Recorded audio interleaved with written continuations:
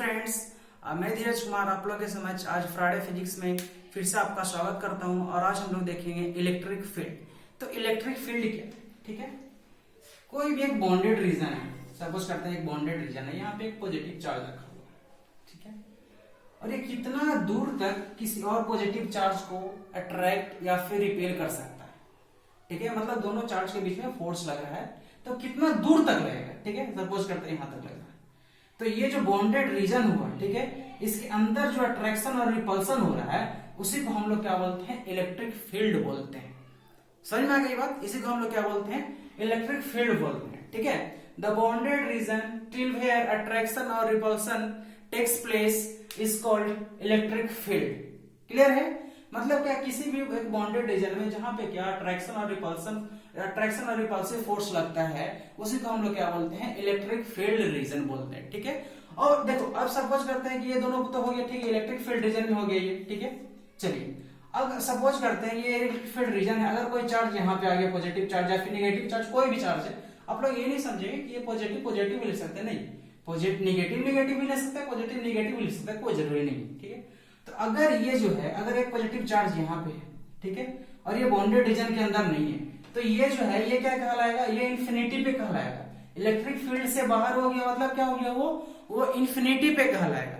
ये क्या है आपका? ये इलेक्ट्रिक फील्ड होगा। ठीक है, उसके आगे बढ़ेंगे हम लोग, इसके आगे क्या? Electric field intensity. तो इलेक्ट्रिक फील्ड इंटेंसिटी क्या है? ठीक है, किसी भी बॉडी पे, किसी भी पॉइंट पे कितना पॉजिटिव चार्ज लग रहा है, कितना पॉजिटिव चार्ज लग रहा है। सपोज करते हैं, पहले इसका डिफिनेशन हम लोग लिख लेते हैं। ठीक है, इलेक्ट्रिक फील्ड का पहले डिफिनेशन लिख लेते हैं। ठीक है, लिखते हैं।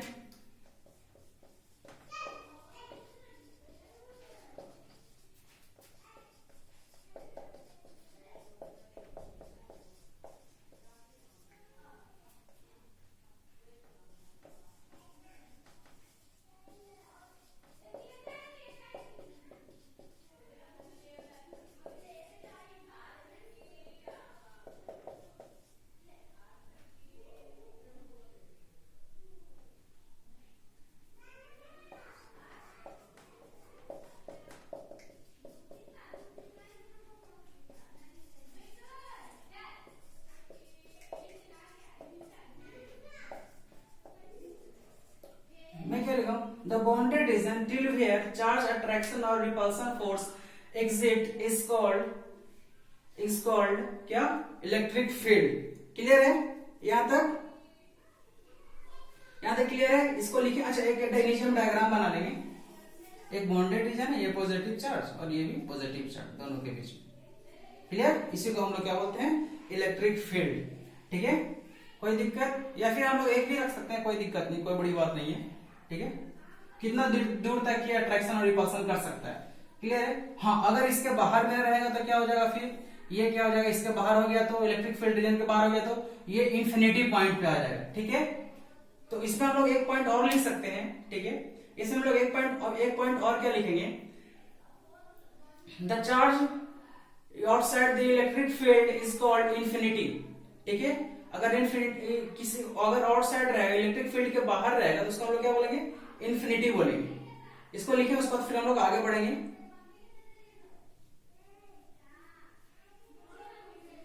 हो गया, हम लोग आगे बढ़ते हैं थोड़ा सा। उसके बाद है आपका इलेक्ट्रिक फील्ड इंटेंसिटी। क्या है? Electric field intensity.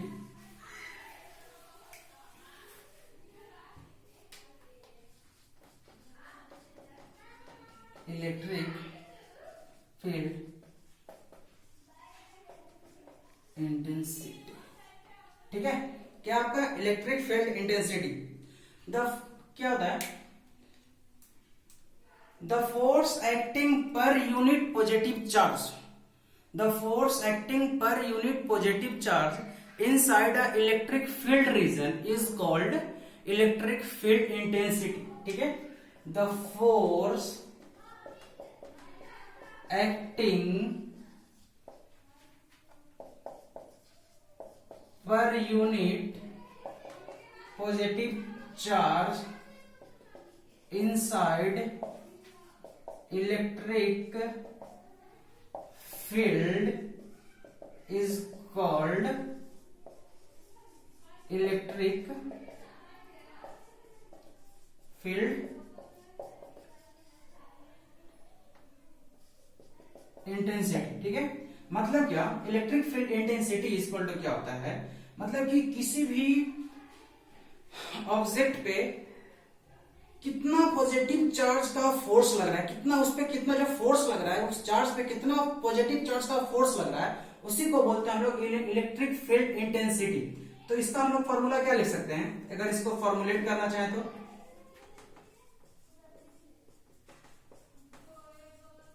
क्या लिखेंगे हम लोग, बताइए।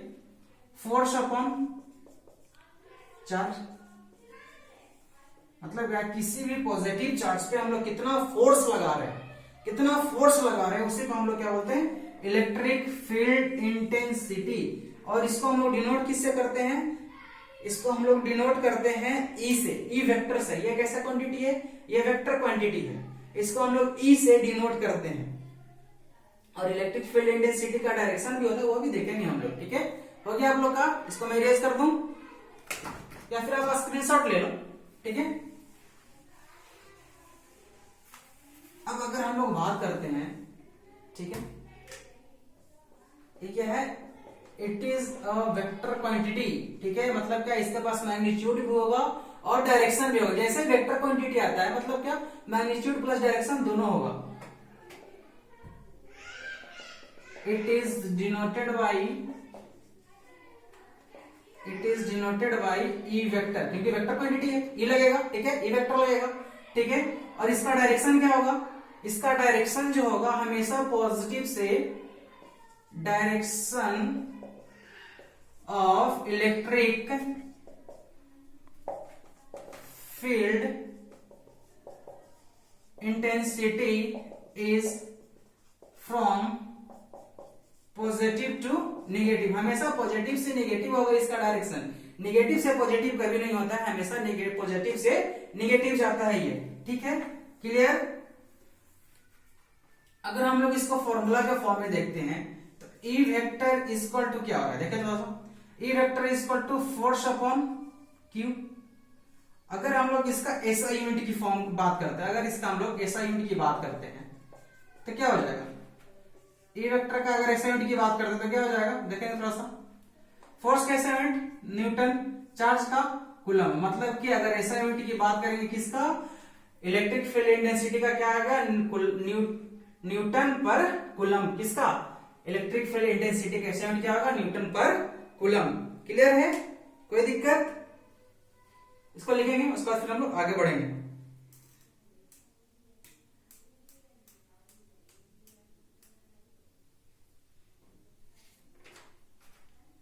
आगे बढ़ते हैं हम लोग, क्या है, इलेक्ट्रिक फील्ड लाइन। अच्छा, इलेक्ट्रिक फील्ड लाइन क्या है, इसके बाद हम लोग देख रहे हैं इलेक्ट्रिक फील्ड लाइन। ठीक है, इलेक्ट्रिक फील्ड लाइन है क्या,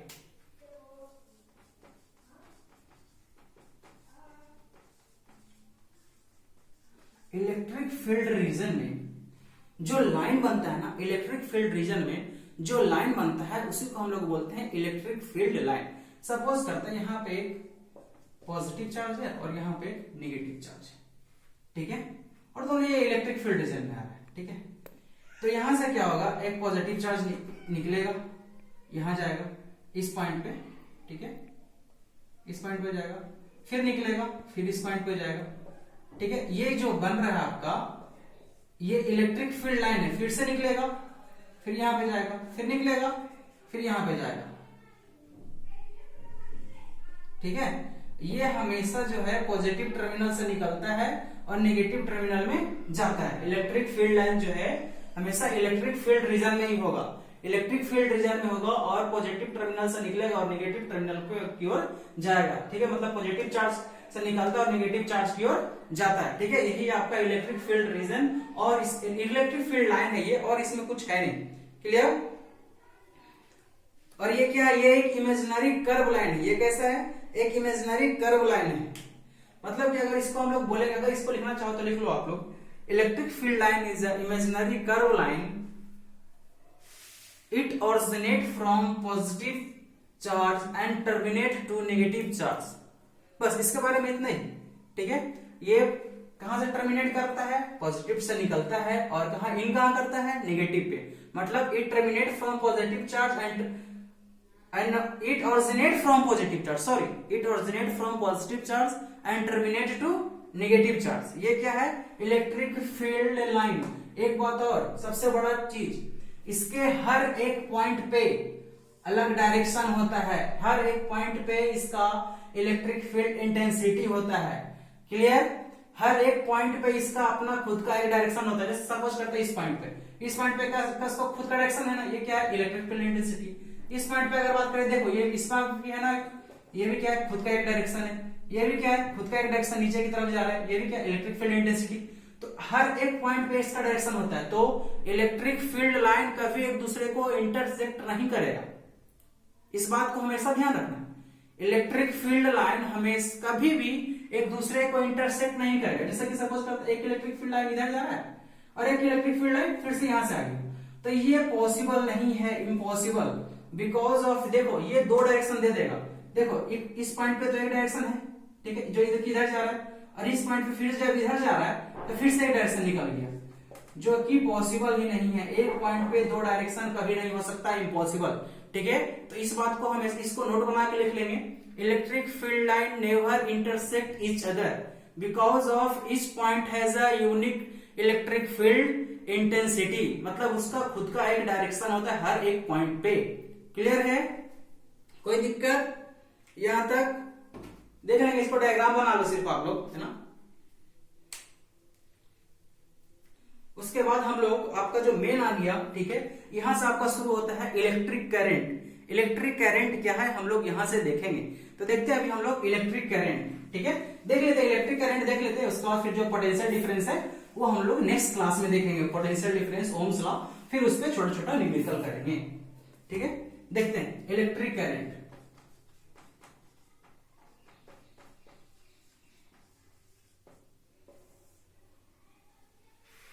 अच्छा, इलेक्ट्रिसिटी अगर बोलेंगे तो क्या बोल सकते हैं, इलेक्ट्रिसिटी को हम लोग, सोचो थोड़ा सा, इलेक्ट्रिसिटी को हम लोग इस टाइप से बोल सकते हैं।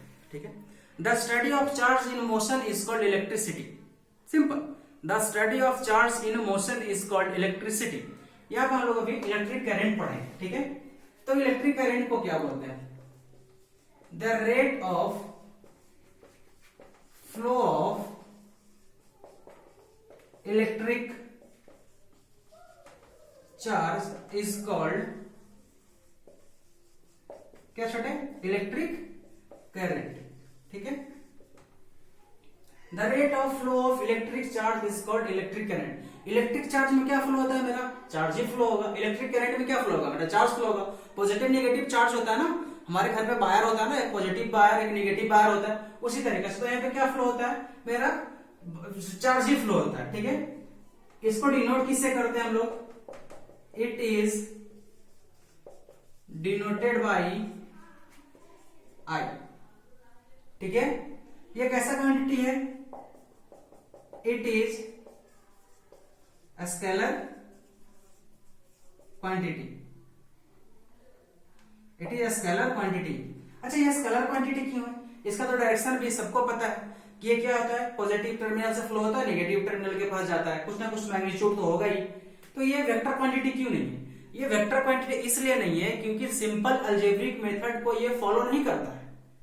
ठीक है, सिंपल एडिशन का जो सिंपल अलजेब्रिक रूल है उसको फॉलो नहीं करता है, इसलिए क्या है, ये स्केलर क्वांटिटी। ऐसे हम लोग आगे पढ़ेंगे, ये टेंसर क्वांटिटी है। इलेक्ट्रिक करंट जो है ये टेंसर क्वांटिटी। ठीक है, इसको लिख लिया आपने, आगे बढ़े। अच्छा, देखें थोड़ा सा, हमने डिफिनेशन लिखा था, the rate of flow of electric charge is called electric current, the rate of flow of electric charge is called electric current, और इसको लोग डिनोट किससे कर रहे थे, I से, है ना। तो यहाँ पे लिख लेते हैं हम लोग, थोड़ा सा फॉर्मुलेट करते हैं थोड़ा सा इसको। ठीक है, तो इलेक्ट्रिक करंट इस पर क्या हो रहा था,